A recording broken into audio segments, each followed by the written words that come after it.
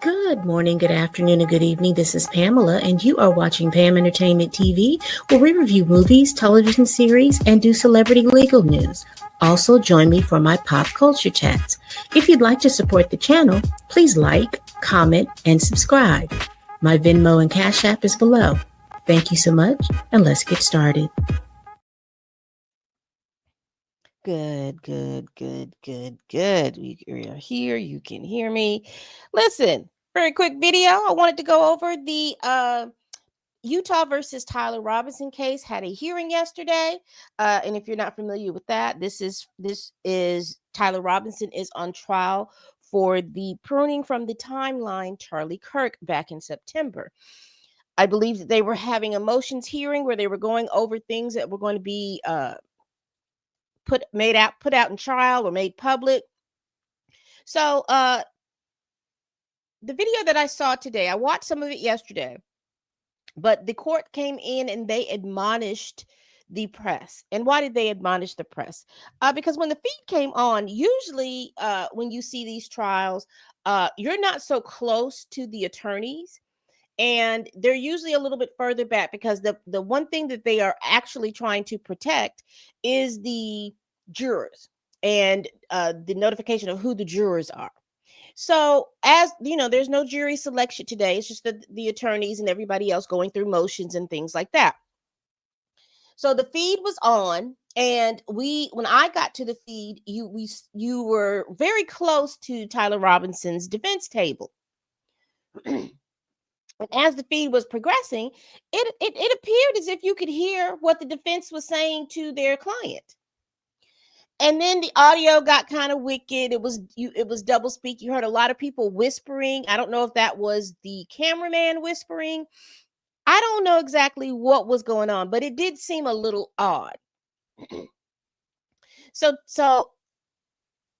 as they came back into trial, the court had to admonish the press, and they moved the camera from behind the defense table. Now, what the defense attorney of Tyler Robinson argued was the fact that, number one, there was a wide shot that showed Tyler Robinson's shackles, and that it was told to the press, I guess, upon the agreement, that there would be no wide shots. He would be dressed in, I guess, plain clothes, and you not to make sure to show that he has shackles on.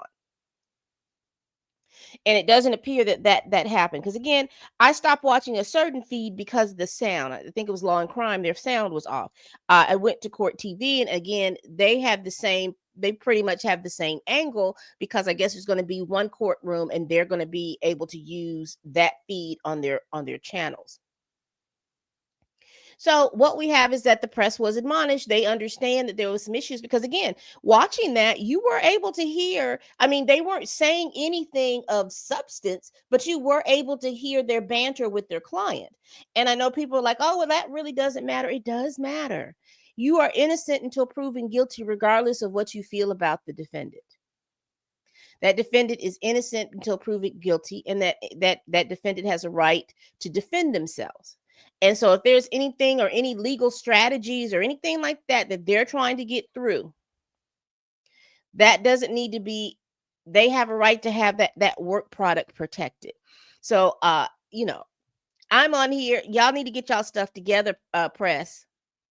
Whoever is the person that's doing the camera work, if he is not experienced, you need to move him and get somebody else, or her, and get somebody else to do it. Because I think this is one of those trials that we really, really want to hear. And this is one of the things that we really, really want to hear. And I definitely don't want the press to be kicked out because their cameraman or whoever that is running the camera and the audio doesn't know procedures, or are not following procedures. So again, I just wanted to get on here and talk about that. Hold on just one moment. Let me see if I can pull that up. We can hear what the judge had to say, because it was a mess yesterday. They were in closed session. I think they were in closed session. It seemed like pretty much the whole day. Pretty much the whole day.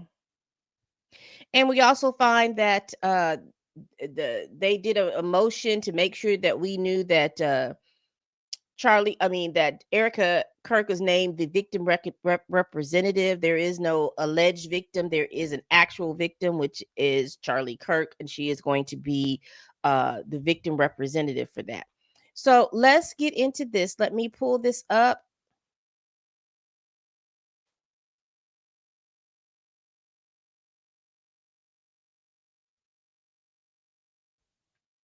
So we're going to go over this particular part so that we can hear this.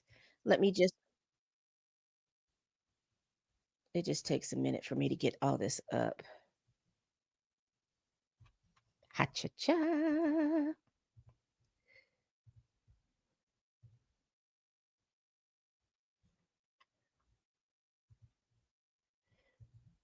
So anyway, Charlie Kirk's wife is being designated the victim advocate or the representative of the victim. And so we're going to definitely hear the judge right now discuss what he needs to discuss. There's going to be a brief hearing, and we're going to go over that. The record in case 251-403-576, State of Utah versus Tyler James Robinson. I note the presence of counsel that previously entered their appearances. We have come out of the closed session and concluded that business. However, the court became aware of an event that happened before.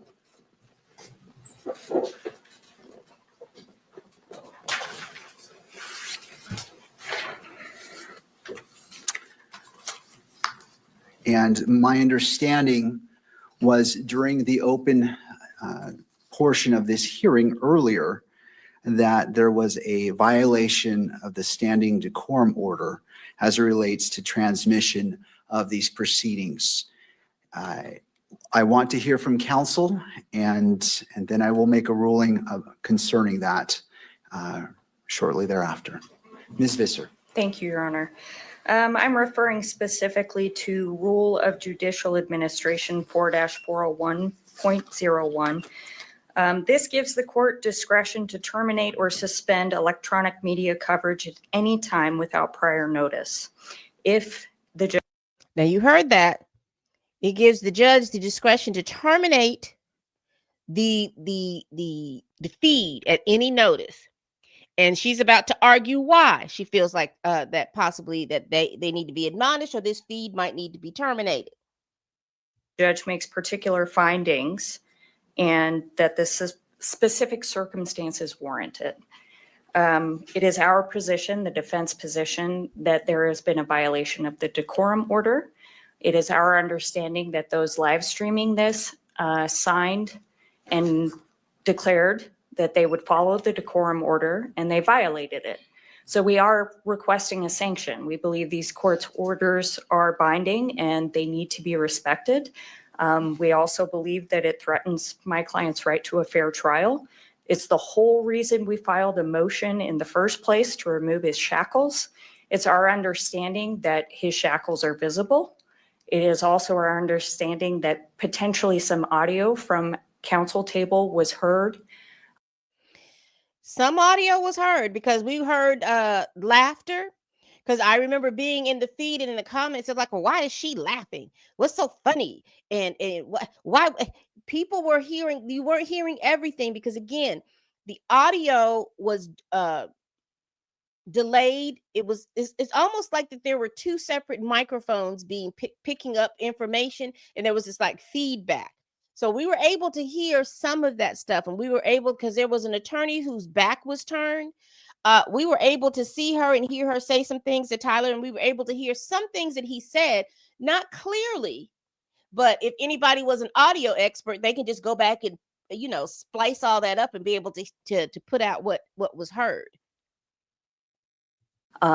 We are definitely taking more measures on our own to ensure that that does not happen again. But there has also been some filming of computers and materials at counsel's desk. That's entirely inappropriate. And I think everybody in this room will agree that's entirely inappropriate. So we are asking for some remedial measures here. We're asking for it to terminate for today, and we can proceed after that. Thank you, Ms. Visser. To the state. Your Honor, the state, as stated earlier, we believe that the court's order was very clear. And if there's been a violation of that order, then we agree that there needs to be some measure taken. We'll leave it to the court to decide the appropriate response to that violation. But we agree that any violation of the court's order needs to be addressed. Now, the conspiracy theorists and all this other stuff who believe that Tyler Robinson was set up had made mention when this was recorded that yeah, they really don't want any, the state really doesn't want anybody in or the media to see their case in the courtroom or anything like that. Not talking about the defense, but they were talking about the prosecution. And I was like, that's why they're agreeing. They're hoping that the press has violated beyond the measure, so this would be a closed hearing. A mess. Thank you, Mr. Ballard. To the press, attorneys for the press.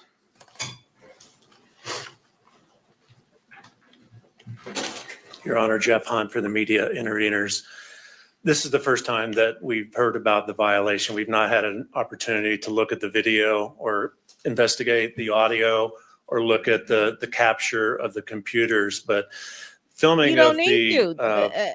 What's so crazy is you should have. Y'all should have looked at that audio, because I am quite sure that they've told you, because everybody is telling them that there was an issue with the audio. We all saw it. Somebody should be monitoring, whether it's an attorney, whether it's another person in the press that is watching the feedback. A producer, is there not a producer in the courtroom that's watching or over there that's watching and listening to the feed on their phone or something, so that they can get or through a computer, so that they can get a handle of what's being heard in the thing and get back to the people to let them know, hey, you can't play this because this is being shown? Who's the producer? the inadvertent filming of the shackles. I did talk to the pool photographer. My understanding is that there was a zoom out shot that did inadvertently show the shackles. That was improper. That was inadvertent. Improper, inadvertent. Listen, let's be clear.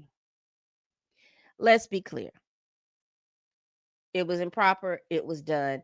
And y'all are going to mess it up for the rest of the folk. Y'all going to mess it up for the rest of the folk, and we're not going to be able to see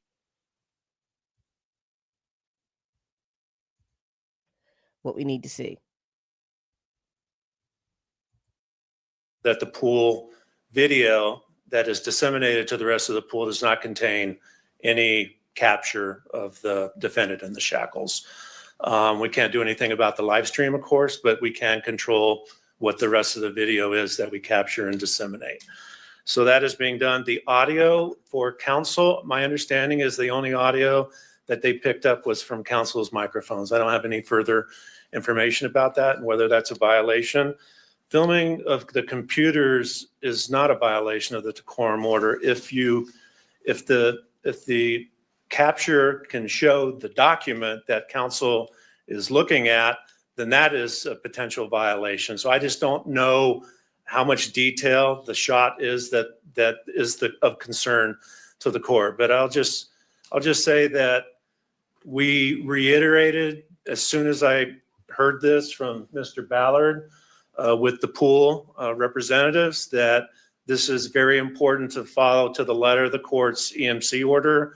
They understand their obligations. They take that very seriously. They're not perfect. Mistakes happen. We're trying to correct it. No, sir. No, sir. No, sir. No, sir. No, sir. They should have known. They should know. I'm sorry. Get somebody else to do it. Get somebody else to do it.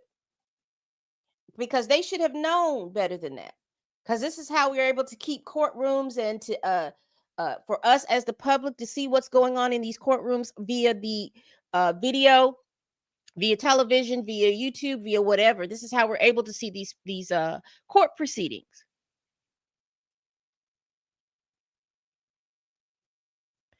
And it appears that Utah streams their live streams. And yes, they do, because I remember the Daybell cases, and I think that was in Utah, if I'm not mistaken. They stream live stream, so you all are very much aware up there in Utah, very, very, very much aware in Utah how to do this. So whoever is behind that screen is green, and they need to be the videographer and the sound person need to be replaced to somebody who has much more decorum, knows what they're doing, because they haven't made these types of mistakes before. As much as we can on that, but we think termination is not an appropriate remedy. An admonishment from this court, a reminder that they need to follow to the letter the court's EMC order is appropriate. That's the message that counsel has delivered to the media representatives and the pool operatives, and we think that is the appropriate remedy. Thank you. Thank you. I just want to make it clear, we're still receiving messages that shackles can be seen on the live stream as we restarted. So it's still a problem. Thank you. I appreciate all parties weighing in on this important matter. And I find that there was a violation of the standing decorum order that was in effect as of October 30th, 2025, based off what's been proffered, as well as the EMC order signed by the court. As previously stated by Ms. Visser, the court does have discretion in determining whether to terminate the broadcast of these proceedings. And again, if there are specific circumstances warrant such action, that the court would need to make findings in order to do so. I find that excluding the cameras from the courtroom would be disproportionate for this hearing. I find that making it very clear, first, that the transmission cannot begin until court is in session. And that's what it was. That's the thing that was different.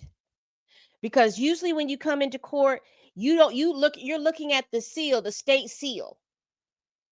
And once the judge comes in and it says all rise, then it pans down to the judge. And then if there's a wide shot, then you can see the counsel's table. That's what was different. I knew it was something that was different about this, because we were just like looking at the counsel's table and wasn't looking at anything else. Must end before, as the court ends the session, and cannot be filmed before or after. The filming of, as previously stated in the decorum order and EMC, must be followed to the letter. The sanction for today is that this camera will be relocated away from defense table to where the bailiff is, where Jeff is standing over here. I want to immediately address any possible transmission of shackles, as previously stated by counsel, and remove the possibility of capture of screens of the computers at defense counsel's table as well. In addition, if there's further violations of the standing decorum order, this court does have the right and will exercise termination of broadcast of these proceedings. And I simply want to put all parties on notice, to the press, to all parties, that this court takes this very seriously. Well, you heard the judge. We've heard the judge. He's made it clear. So let's hope they get their stuff together, child. Let's hope they get their stuff together, because that was outrageous. All right, people, we do this every week. Please like, comment, and subscribe. Please share this video if you care. Y'all, please tell a friend, tell a kin, tell a coworker, tell that heifer that you can't stand that I'm over here making these videos. And as always, people, bye-bye.